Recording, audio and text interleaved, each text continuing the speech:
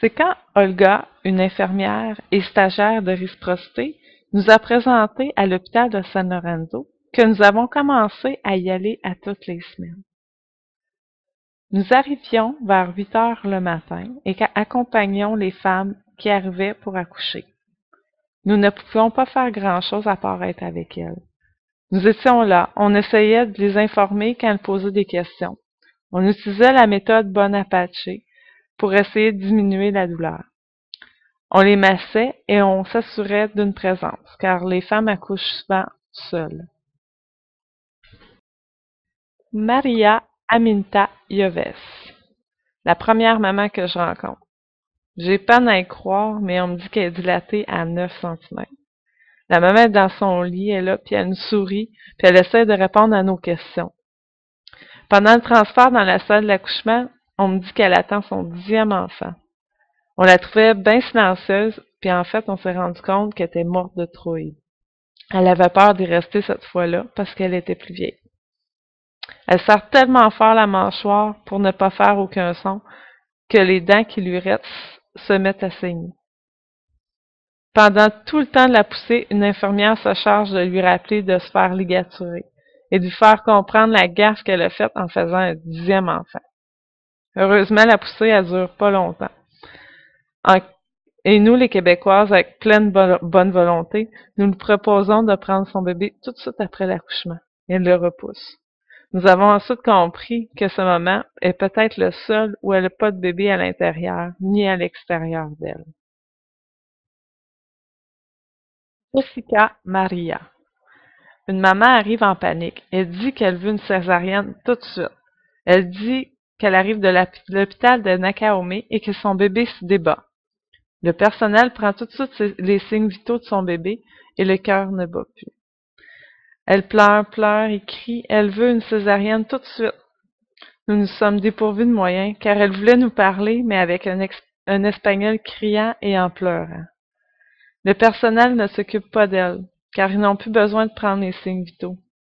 Elle passe plusieurs heures sur l'oxytocine dans la salle de travail, à voir les 3 autres femmes en travail en même temps qu'elle. Et elle les encourage. Elle encourage la fille d'à côté qui accouche de son premier. Elle lui dit « Lâche pas, c'est bientôt terminé. » Ça, c'est l'avantage d'être plusieurs dans une même salle à accoucher. Elle les voit partir une après l'autre dans la salle d'accouchement et repasser avec leur bébé. Finalement, l'heure est venue de mettre au monde ce petit corps sans vie. Heureusement, le travail se déroule assez rapidement. C'est alors que nous constatons avec le papa qui était là que le bébé avait 2 tours de cordon autour du cou. La maman repart en chaise roulante vers la salle de repos avec son bébé dans les bras qu'elle embrasse à plusieurs reprises. Elle reprend quelques heures de repos pour après repartir avec le petit corps pour pouvoir aller l'enterrer près de chez elle. Brenda Madahi Oliva. Depuis 1 heure, à chaque contraction, elle me recherche du regard. Elle veut que je lui tienne la main. Aussitôt que la contraction commence, les yeux lui tournent et elle est très relaxe. C'est alors que le médecin arrive et décide de rompre les membranes, sans rien lui dire. Ses yeux viennent alors horrifiés à la vue de cette longue broche. Nous essayons de l'informer tout en restant dans le respect du médecin. Les membranes sont rompues, mais le liquide amniotique est plein de méconium. On augmente alors l'oxytocine pour qu'elle accouche plus vite, sans même écouter le cœur du bébé. C'est maintenant le temps de traverser de l'autre côté et tout se passe bien jusque-là. Jusqu'à panique, le médecin arrive encore avec une grosse aiguille. Ses yeux, encore une fois horrifiés, témoignent qu'elle n'a pas eu encore l'information de ce qu'on va lui faire. Il gèle et pratique l'épisostomie. Et le bébé sort. Il y a beaucoup de méconium et le bébé semble un peu flasque, mais après quelques aspirations, le bébé reprend de la tonicité et des couleurs. Lesbie Carcamo. Très jeune maman qui est en début de travail et discute avec nous. Elle est très intéressée par le déroulement de l'accouchement. Elle est aussi sur l'oxytocine et rien se passe. On lui augmente à chaque heure. Quand le travail commence, il commence, et d'une violence. Elle se tord de douleur. Je fais de mon mieux pour l'accompagner dans son travail en lui faisant des points bonapatchés dans le bas du dos. Elle me dit que ça pousse, mais il y a déjà quelqu'un qui accouche et le personnel se préoccupe pas trop de son cas, car ils disent que c'est un premier bébé. Mais là, Mayou, l'accompagnatrice du projet, me dit qu'elle voit la tête du bébé. Je vais alors le dire à l'infirmière. Elle me dit, ça se peut pas, on vient de l'examiner, puis elle était à 4 centimètres. Je retourne voir Mayou. Elle me dit, la tête est presque sortie. Je retourne voir l'infirmière, et là, elle me répond, elle n'a qu'à mettre des gants et l'accoucher. Finalement, une infirmière vient, et là, c'est le branle-bas de combat. Tout le monde se dépêche, et la maman accouche dans son lit. Une fois le travail terminé, l'infirmière constate que l'oxytocine est au maximum. Elle nous demande, est-ce que c'est vous qui avez monté? Gloria. Cette fois, nous avons vraiment hâte d'arriver pour donner notre cadeau. Nous avons acheté un Doptone avec le fonds d'appui à la communauté. Car nous avons souvent constaté que celui qu'il possédait ne fonctionnait pas toujours et qu'il devait se reprendre plusieurs fois avant d'avoir les battements du cœur du bébé. Tous étaient très heureux du petit cadeau, mais personne ne s'en servait les heures qui ont suivi.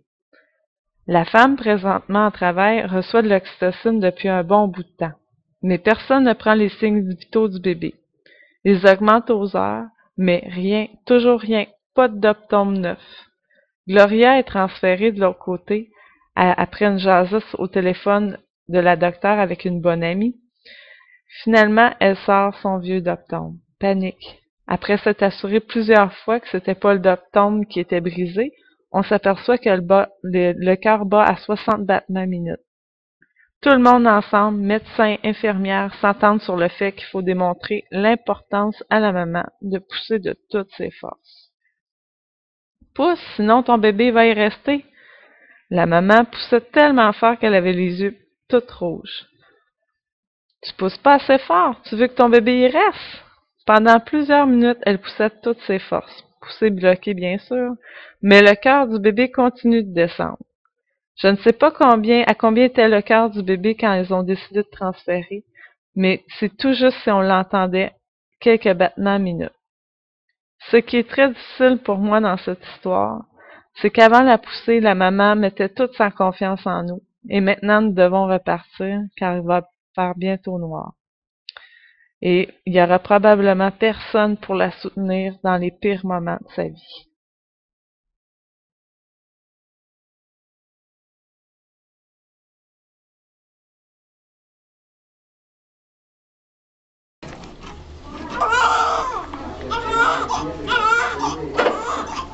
May isa magaja. Basta naiwan na.